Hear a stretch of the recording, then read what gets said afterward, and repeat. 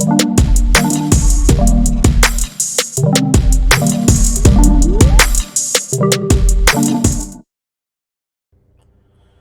idea of ruin seems to have been getting more popular as of late, as humans more and more obviously dominate the planet. But what exactly is ruin? Well, in this context, it is the metaphorical or cultural equivalent of actual physical ruins, meaning it is the state in which humanity's grip on the world, which was once absolute, no longer exists, leaving behind only remnants, or namely, ruins. It is the balancing point between a completely human dominated environment and a quote unquote pristine state of nature, void of human impact. This idea of ruin has animated human imagination for decades and probably longer, and carries profound but largely unexamined political implications. The primary concern of those looking at the world through a lens of ruin, who we'll call ruinists for shorthand, seems to be how to best prepare for its arrival. Not if ruin arrives, but when it arrives. This leads to many ruinous thinkers looking sideways at today's developmental patterns of endless growth and scalability. Scalability being the idea of designing production in such a way that it can be easily replicated and, quote unquote, scaled. For example, apartments are scalable because they can be endlessly replicated and stacked upon each other into buildings in any number of ways. These buildings themselves are also replicable. The furniture in them is often mass produced as well. This is different from how humans used to live. And I'd argue it's different from how most humans want to live, where dwellings and possessions were unique products of craftsmanship and therefore not mass producible. Now that I'm saying it, this idea actually sounds awfully similar to the themes in Fight Club, if you've ever seen that movie or read that book. Regardless, this system of scalability is now being looked at with skepticism, but not primarily due to the loss of beauty or the creation of weakness like Fight Club might advocate for. Rather, because most ruinists believe that ruin is inevitable. Therefore, they see this period of untrammeled growth as the calm before the storm, and that the longer the calm lasts, the more traumatic the storm will be once it hits. To them, it seems, this story we've told ourselves of continual economic development, of infinite scalability, is a naive fantasy, doomed to collapse under its own weight eventually. There are a few ways that these concerns manifest politically and therefore practically. The most obvious example is climate change. The story told about it aligns perfectly with a ruinous perspective. Quote unquote endless human growth, scalable development, and the naive arrogance of humanity is unsustainable and will bring about its own collapse, i.e., capitalism will kill the planet it relies on, and humanity will suffer for it due to human nature's short-sightedness. This follows the ruinist formula. We will be led into ruin. This facet of ruinism is more of a left-wing talking point, from the environmentalist angle specifically. Author Dan Sherrill and documentarian Naomi Klein are the best examples of this expressly political climate alarmists who utilize this ruinous philosophy. Another left-wing tactic taken by ruin is the obvious negative implication that it has for free markets, essentially for the same reason it has issues with climate change. The market's ideal of endless improvement is unnatural and unsustainable to a ruinist. This is actually an expressly Marxist take on the matter, which is not to say that all those who deal in ruin are Marxists, just that the ideological overlap exists. To ruinists, if our economic system doesn't lead to ruin by proxy via environmental turnover, its very nature will do it eventually through simple destabilization. Writer Rebecca Solnit certainly subscribes to this idea of economic inevitability, prophesizing that the fate of the city of Detroit is a forecast for all. In her piece, entitled Detroit Arcadia, she writes, quote, "The forces that produce Detroit, the combination of bitter racism and single industry failure, are anomalous. But the general recipe of deindustrialization, depopulation, and resource depletion will likely touch almost all the regions of the global north in the next century or two." Unquote. Not exactly the most optimistic spin on our immediate future, on the consequences of scalability. Given these hollowed out buildings you see before you, it's not really hard to see why. Oddly enough, though, you might have caught it, Solnit says in that quote that she recognizes that the factors that made Detroit this way are unique. But she does not go on to offer the reasons for generalizing her predictions to the rest of the global north.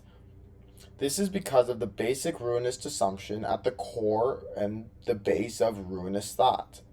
The assumption of this inevitability. The specifics don't matter, per se. The factors and the specific reasons can be unique. The general patterns that those factors fit into are what matters. Now, why this pattern is thought to be inevitable will be explored a bit later.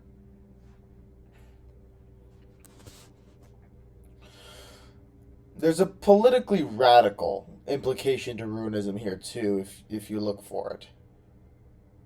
Solnit writes that the future, quote, "the future, at least the sustainable one, is the one in which we will survive, isn't going to be invented by people who are happily surrendering selective bits and pieces of environmentally unsound privilege.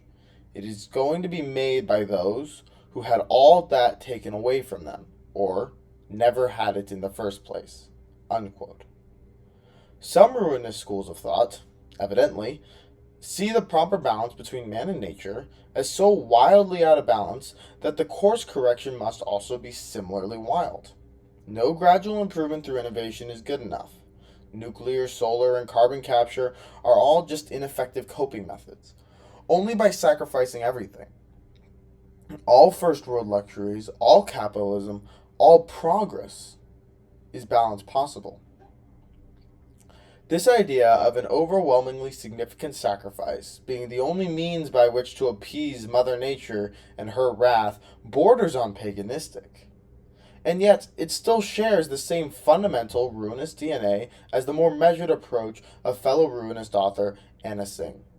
You will notice this as a theme, that ruinism as a philosophy can manifest in many different ways, some being right-wing, some being left-wing, and some being much more radical and some being much more moderate.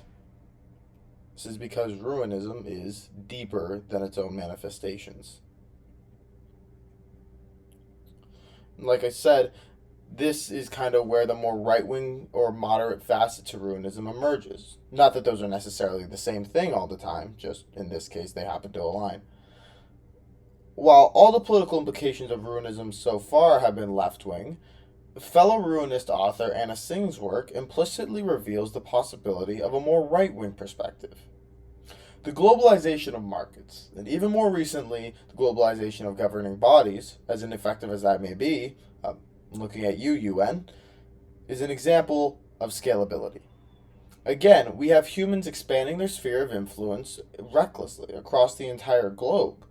But this trend, specifically in terms of international law and the death of nationalism, is actually a left-wing ideal. So what exactly does this have to do with Singh? Well, Singh notes the necessity of contamination in a healthy world. I do recognize that this particular image did not end particularly well for the Native Americans in the long run. However, in the short run, the Pilgrims and the natives did in fact teach each other anything and did engage in positive contamination. Contamination in this context, as you may have guessed, meaning the crossover between different peoples, cultures, and general forces in order to renew and regenerate life. In Singh's book, The Mushroom at the End of the World, she focuses on the Matsuki mushroom as a real-life example, because it only grows in literal ruin. It cannot be farmed or scaled, but it grows best in the aftermath of human activity, not in untouched nature. thereby being the product of nature's human contamination, or thereby ruin. This idea of the utility of contamination bolsters the idea of anti-globalism, an implicitly right-wing thought, at least socially and governmentally. The right tends to be more comfortable with economic globalization, but I digress.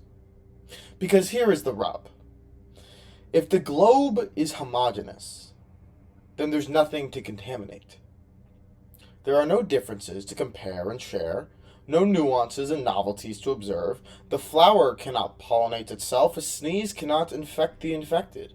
If the world is uniform, contamination is impossible. This realization seems to inject a bit of inherent localism into the ruinous philosophy, adding wrinkles and complexity to a worldview that could otherwise have been written off as merely another flavor of a modern American leftism. In reality, like we discussed earlier, ruinism is much deeper than that. Ruinism is a mode of perception that exists below the surface level of politics. It's much more fundamental, which is why it does not fit nearly into its different categories. Its manifestations pop up all over the place, much like an underground root system that's far bigger than one might see on the surface. One might not imagine that trees in such different areas and so far away are actually connected, but they are. And this is analogous to how ruinism manifests itself in politics. It's much below the surface, it's not easy to see, and the idea that its manifestations, which are so far away and so different, might be connected seems impossible at a surface level. But as we're doing now, if you investigate below the surface, the logic does become clear.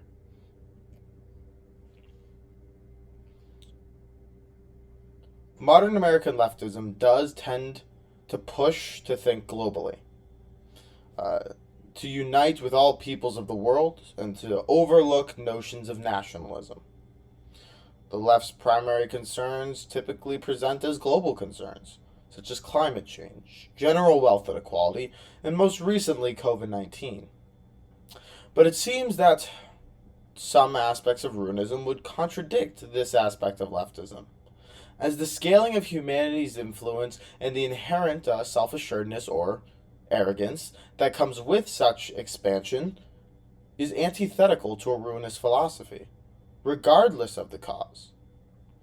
Ruinism abhors an excess of human impact on the environment itself, sure, and leftism is trying to correct that, but it also abhors an excess of human activity as such.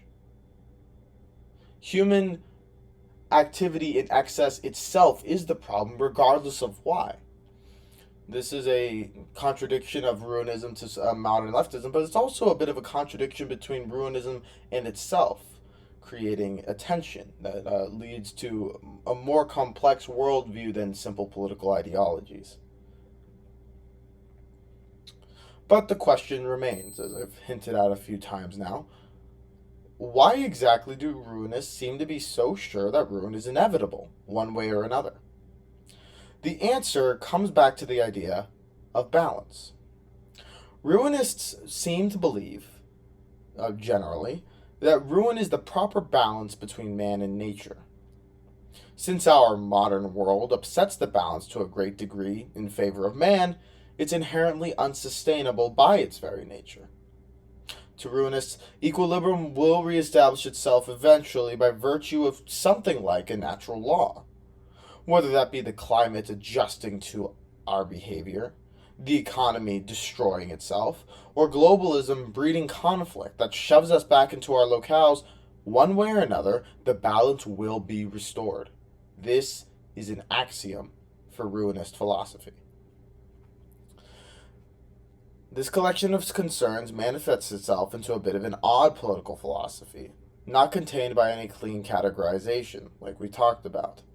Most ruinist authors affirm repeatedly that they are not advocating for a return to the Stone Age, but their political implications seem to be suggesting that that's the direction that they want to move. This is why understanding the balance inherent to the worldview is so critical. All of ruinist concerns currently are anti-development, anti-scalability, and anti-progress, but that's strictly circumstantial. because that is the direction we have trended too far towards. So chalking ruinism up to anarcho-primitivism, or simply as a return to subsistence farming or hunting and gathering, is hasty. A push for regression is present, but it's circumstantial. If we were in the Stone Age, or even earlier on, it's possible that a ruinist would push for more progression and more development, because in that setting, the balance would still be upset just in favor of nature.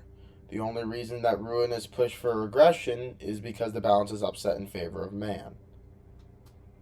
Now, what exactly this balance is inherently subjective, meaning that a ruinist political utopia, if such a thing could exist, is also inherently subjective. Given the proper balance between man and nature is a non-testable concept. But it may look something like this. This is an artist's rendition of an Ewok village from George Lucas's Star Wars. Why I'm using this image here will become obvious soon. In my conception of a ruinous utopia, or rather, not my ruinous utopia, but what I conceive of as the typical ruinous utopia, scalable food sources might actually still exist, but only for food security purposes, as most families will garden, farm, forage, and hunt for themselves. A few other sections of industry, critical sections mostly, may function this way as well. There would be no more massive cities, but self-sustaining villages that trade with each other strictly due to proximity to differing resources. Dwellings and possessions would be made in symbiosis with nature rather than with dominance over them, so you'd probably kiss your AC and heating goodbye in most environments. Proper respect for nature, dead cultures, otherwise known as ghosts, and the environment would be an unspoken but universal cultural iron law. The economy would still be fundamentally capitalistic, but it would be limited by those cultural norms to a more minor scale. Not quite the picturesque Ewok village that you see before you. I imagine there'd be a tad more scalability involved, old habits die hard, but it'd be pretty close. Each village or town would be able to contaminate each other with their differences without sacrificing them, because they'd be different enough and separate enough to avoid homogeneity. Another good example would be the communities that one sees in James Cameron's Avatar.